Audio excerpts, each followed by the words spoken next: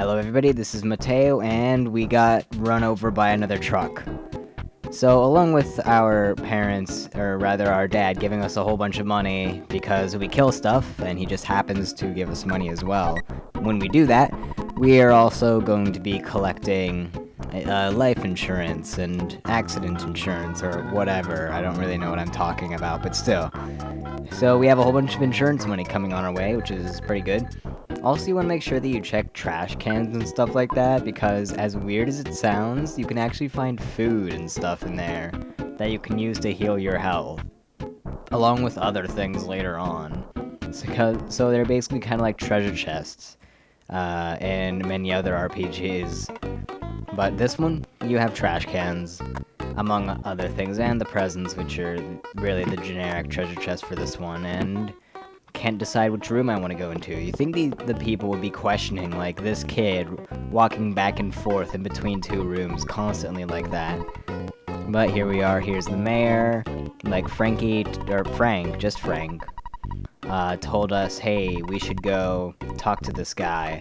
And now we are talking to this guy, and because we beat up the sharks, he's going to give us the key to the shack, which is what we need in order to get to Giant Step, which is our first Your Sanctuary location. So there we go, it all kind of comes together here. We're starting to finish up the Onet saga, if you will.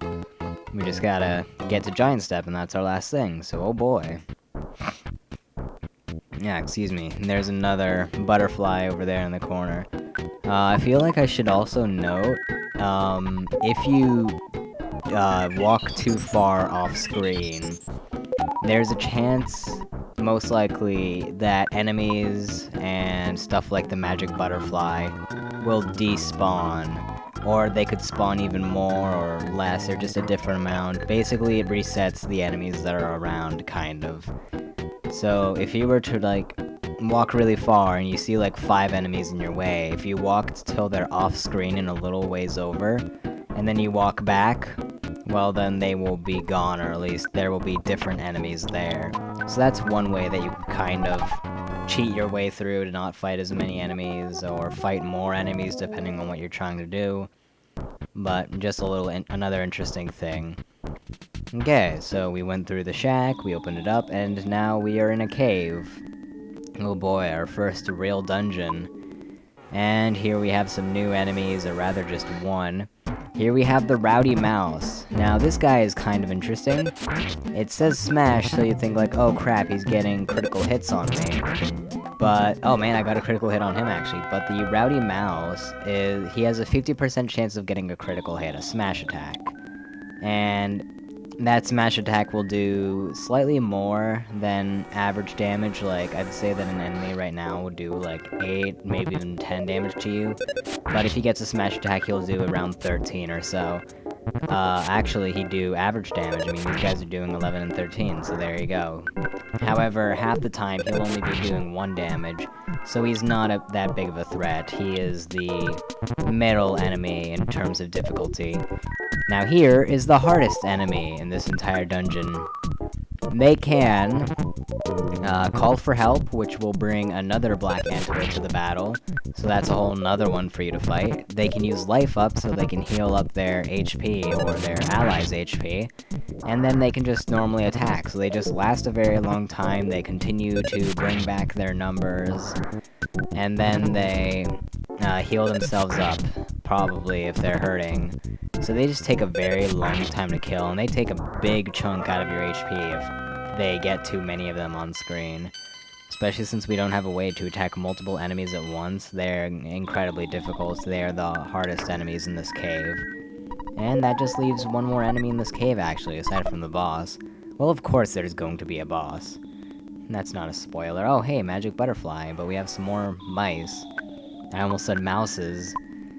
It's a good idea if the magic butterfly heals 20 PP, so if you are lacking less than 20 of your PP, if you just use life up right before you grab it, so you can be at full health and then also full PP as well. So man, that magic butterfly just went right through me actually. But then you just go ahead, pick them up, and then you have your full PP back, and you have your full HP as well. So kind of a nice strategy that you can use, especially in the beginning when you have not so much HP and PP. But there you go, and there's that battle, and there's nothing in this room. Oh god, they tricked me. But we got some more experience from it, and we are lacking health. So let's go ahead and life up again. You could also use hamburgers, those would max out your health as well. But those cost money, which you aren't incredibly missing or lacking in right now. But, I don't know, I feel like life health should be just fine. Although you might want to carry some hamburgers just in case, which is something that I should have probably done beforehand. But here we have the attack slugs, which, although their name says attack slug, they don't do very much damage, although they do usually come in very large packs, usually 4 or 6. So they end up doing the same amounts that any other enemy at this point in the game would do in a full turn. And they still don't do that much damage to you, considering, and you are pretty much guaranteed to kill one each turn. But after so many turns, they will be able to concentrate, and then they will be able to hit you with their hypnosis spell, which will put you to sleep. Otherwise, if they're not able to concentrate, it'll just automatically fail. So, there you go. They really aren't that bad, and they give a ton of experience, too. They're the easiest enemies of the cave, and they give the best experience, so that's very nice. Okay, and we're talking to the air, apparently. Yeah, look at my lack of hamburgers. Although I'm not the biggest fan of hamburgers, right now they are the best healing item. So, there you go. I think also in my inventory I saw a skip sandwich. Yeah.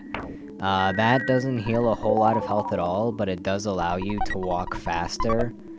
Like, we'll be walking twice as fast as we would be now if we were to eat the skip sandwich for a short time. So it just really helps with, like, running away from enemies or running towards enemies, or just going slightly faster in general. And that was a whole bunch of attack... There. That was just a whole bunch of attack slugs.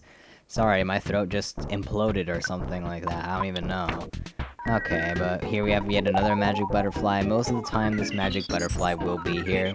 And if not, then you can just exit. You could go back through that hole there. And then you could come back out here again, just back and forth until you get one. But there really should be one nearby. And oh man, so many ants. Yeah, usually the ants will attack you in a max of 2, and that wasn't good. If an enemy sneaks up on you and gets you in the back, like that one apparently did, and then they will get the first strike. They get a free turn to attack you. If you sneak in on them and you get a green screen, you're able to attack them for a turn. It's kind of like a preemptive strike or ambushed in Final Fantasy, but it's all based on whether you attacked the enemy from the back or not. And usually when you're flashing after an encounter, like you have those invincibility frames, it makes it incredibly easy to back up on an enemy. And here we have a gigantic sparkle. Oh boy, this is not looking good. Now you probably want to be a higher level, you want to learn a certain spell, which I do believe I learned. But you actually eventually learn a spell. Yeah, there it is. It's PSI, whatever your favorite thing is. For me, I said my favorite thing was gaming, and that little questionnaire that you did before you played the game. So it is PSI gaming for me, but it could be anything. It could be like PSI burgers, or love, or hammer, or whatever you put in. I don't know. Those are just, I think those are some of the options that you could pick from. But yeah, just use that against this guy to do a whole bunch of damage, especially the very first turn, so you can easily get rid of the 2 black antoids that come along with him. Man, that's not doing a whole lot. We have some cookies, but those only heal like 7 HP. Ha, joke's on you, I don't have any PB anymore. So there we go, there's our last hamburger. Oh, he has a shield up, that's why it's not doing that much. Okay. Could you stop that, please? At least it's not like the counter-attack shield that you'll probably run into later on. Enemies can create a shield where they, you do damage, but then it'll do half the damage back at you. And with that smash attack and him stupidly just recreating a shield constantly, even though it wasn't changing anything whatsoever, and his magnet, I was able to win. So I kinda got lucky a little there, but also it's just, he's semi-easy. He's definitely the hardest boss so far. Actually, the bosses early in the game are really hard, then they get kind of easy, and then they get hard again, so yeah, we'll be witnessing that later on. There we go, we have made it to Giant Step. We recorded the very first part of the melody, and we can move on. We are already an eighth of the way done with the game, technically. Because we need to go to the 8-year sanctuary locations. We got the one, and you want to make sure you keep the soundstone when you go there. Like, you could put it in Escargot Express, and take it out whenever you're about to go into another one of those dungeons, but I just keep it with me at all times, just because why not? It's only one inventory space. Okay, an interesting thing to note in these dungeons is that when you beat the dungeon boss and you get your sanctuary location, all of the enemies will automatically run away from you. Like, some of the really weak enemies will run away from you, especially when you're a much higher level than them. However, when you beat the boss in these dungeons, they could still be stronger than you, but they'll still run away because you beat their boss, basically, and they're now afraid of you. So you can very easily walk up behind them, get a back attack, get that free extra turn. So it makes grinding really easy. So if you need to grind, go into a dungeon that you've already beaten the boss at, and just run around and run into the enemies who are running away from you. And that makes grinding incredibly easy. It ups your chance of getting the automatic victory, and you also just get a free attack, so you won't get hit as much, and you'll just be able to kill more stuff easily. So very good for grinding. Kind of a neat little tidbit. I'm pretty sure that other than that one, I will be cutting out the trips back or whatever, unless there's a different route that I take. Anyways, about my throat imploding, still kind of happening, apparently. I apologize for that. Okay, but yeah, apparently there was a sign, and I didn't read it because who reads signs and talks to NPCs in these games? Nobody. I kind of wish that they had made a joke like that, like, what do you mean you didn't read the sign? Everybody reads the signs, except they don't. Or something like that, I don't know. I mean, honestly, how many people actually, like, talk to all the NPCs in an RPG? Maybe if it's their first time playing. For me, it kind of depends on the game. Like, I started playing Tales of the Abyss, and I've been talking to a lot of the NPCs in that game. But I mean, other than that, not a whole lot. And also, I'm pretty sure this hotel is only $25, and if that's the case, then I can't math. Oh, no, I did do the right amount. Okay, good. I was going to say, I can't math. Oh. Hello. Is somebody peeking in my hotel room window? You could go back to your house and just rest up there, but I didn't feel like walking that short distance because I'm lazy. Okay, well, we got a weird message. We're going to need to figure out what that's all about in the next couple parts. But for now, you can talk to that guy in the outfit, the hotel guy outfit, and he will give you, like, some news message thing about what's going on in the adventure or something like that. So there we go, we are saving up, going to call Mom probably, but that's pretty much it for this part.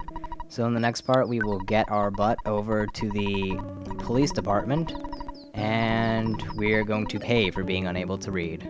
Oh boy.